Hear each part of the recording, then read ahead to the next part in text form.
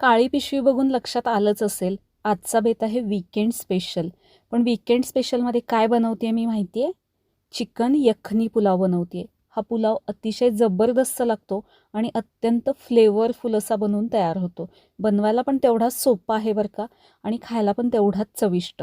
सगळ्यात आधी मी अर्धा किलो चिकन स्वच्छ धुवून घेतलं. पुलावसाठी इथे मी लांब बासमती तांदूळ घेतला आहे. 2 कप घेते मी इथे, जवळपास 300 ग्रॅम आहे. हा तांदूळ चांगला 2-3 वेळा धुवून घ्यायचा. धुवून त्यातलं पाणी काढून टाकायचं. जास्त चोळून चोळून धुवायचं नाही, नाहीतर त्याचा तुकडा पडतो. लांब तांदूळ असला पाहिजे. आता यामध्ये भरपूर पाणी घालायचं आणि हा तांदूळ आपल्याला बाकीची तयारी होईपर्यंत किंवा कमीत कमी अर्धा तासासाठी आपल्याला बाजूला ठेवायचा. असाच पाण्यामध्ये ठेवायचं आहे. हा मी बाजूला ठेवते. आता इथे एका प्लेटमध्ये मी 1 चमचा धणे घेतलेत. खडे मसाले इथे घ्यायचे आहेत आपल्याला. अर्धा चमचा जिरे, अर्धा चमचा शहाजिरे घ्यायचे आहेत, अर्धा चमचा बडीशेप घेतली आहे, 2 हिरवी वेलची, 1 मसाला वेलची, छोटासा दालचिनीचा तुकडा, 5-6 लवंगा, 10 ते 12 काळी मिरी, 1 स्टार फूल आणि तमालपत्र. कुकर घेतलाय मी. ते कुकरमध्ये 2 चमचे तूप घालायचं आहे. तूप गरम झालं की हे जे आपण खडे मसाले घेतलेत ते सगळे यामध्ये घालायचे. थोडेसे परतून घ्यायचे. 1 कांदा असा पातळ चिरून घेतलाय मी, तो घालायचा. आलं घालायचं आहे भरपूर, मोठे मोठे असे तुकडे करून. लसणाच्या 3-4 कुड्या. हे सगळं आपल्याला परतून वगैरे घ्यायचं नाही आहे. आता यामध्ये स्वच्छ धुवून घेतलेलं चिकन घालायचं, मीठ घालायचं. चिकन फक्त धुवून घेतलं होतं मी, त्यामध्ये काहीच आधी घातलं नव्हतं. आत्ता ते डायरेक्ट असंच घातलं, मीठ घातलं. चिकन या मसाल्यामध्ये आता परतून घ्यायचं आहे. यापासून यखनी तयार होते, त्यामुळे यामध्ये पाणी घालत असताना मोजून घालायचं आहे. तांदूळ इथे मी 2 कप घेतला आहे, तर इथे मी 3 कप पाणी वापरते, कारण तांदूळ आपण आधी भिजत ठेवला आहे, त्यामुळे त्यामध्ये जास्त पाणी लागणार नाही आहे. आणि 3 कप यामध्ये जरी आत्ता पाणी घातलं तरी हे 4 कप होतं, कारण चिकन शिजल्यानंतर अजून त्याला पाणी सुटतं.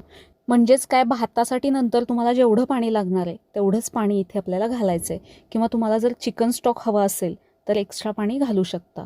इथे मी 1 शिट्टी फक्त याची करून घेतली आहे. 80% चिकन हे यामध्ये आपल्याला शिजवून घ्यायचं आहे.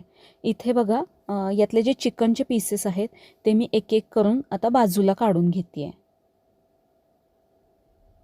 हे पीस प्लेटमध्ये काढून घेते मी, यातले सगळे पीस.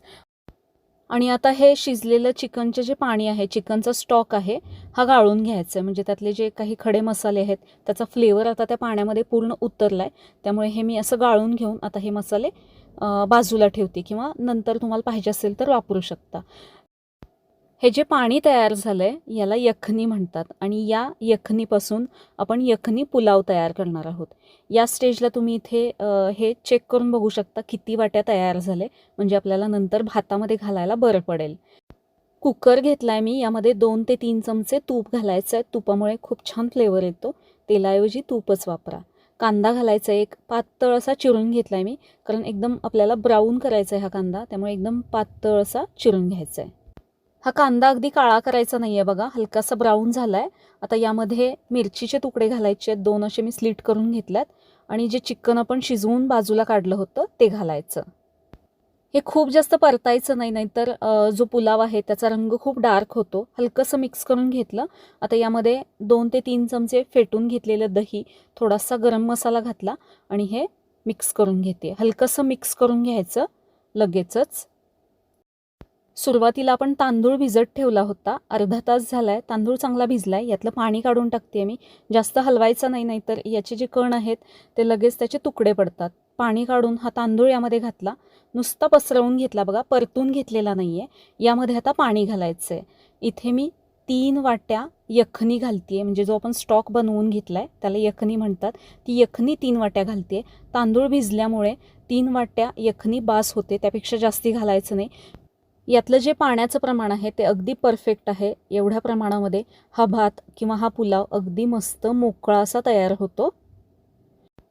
आता या स्टेजला थोडंसं मिठाची टेस्ट करायची आहे, कारण यामध्ये मीठ व्यवस्थित पडलं नाही तर पूर्ण चव जाऊ शकते. त्यामुळे इथे टेस्ट करून मगच त्यामध्ये मीठ घालायचं आहे, कारण आधी पण मीठ घातलं आहे, त्यामुळे लागलं तर बेताने मीठ घालायचं. मीठ घालून सगळं हलक्या हाताने मिक्स करून घ्यायचं आहे. तांदळाचा तुकडा पडू शकतो, त्यामुळे अलगद हे मिक्स करायचं. शेवटी थोडीशी कोथिंबीर घालायची. हा कुकर हेवी बॉटमचा आहे म्हणून मी यामध्ये बनवलं आहे. तर याला शिट्ट्या न काढता झाकण ठेवायचं.